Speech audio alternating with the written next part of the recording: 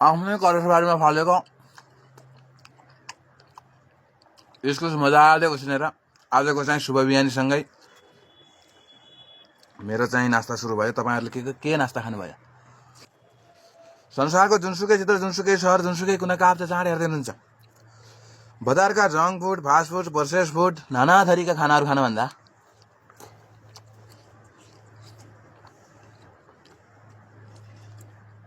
आफ्नै घर आँगन वरपर छरछिमेकमा फलेका यी चिजहरू मजासँग चाहिँ उसिनेर बोइल गरेर खायो भने स्वास्थ्यलाई कस्तो हुन्छ? हेर्नुहोस्, आज मेरो खाजा, तपाईँहरूको खाजा के भयो? उसिनेको इस्कुस,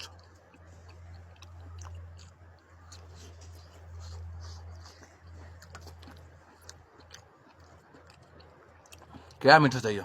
लोकल टमाटरको चटनी, इस्कुस।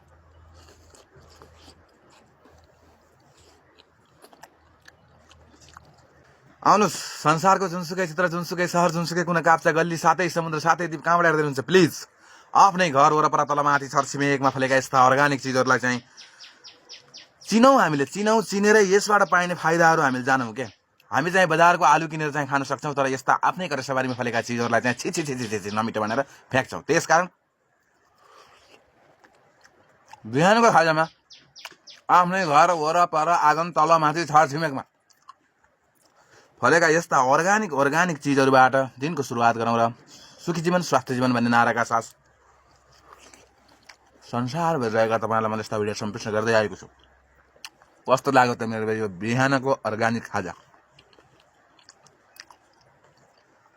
प्लिज मन पराइदिनु होला, लाइक सेयर कमेन्ट गरिदिनु होला। तपाईँहरू पनि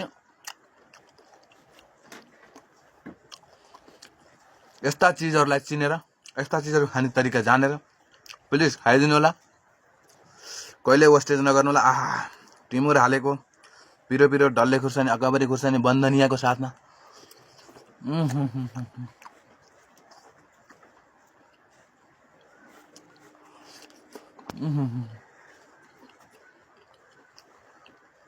पक्कै पनि आजको मेरो नास्तालाई कस्तो लाग्छ?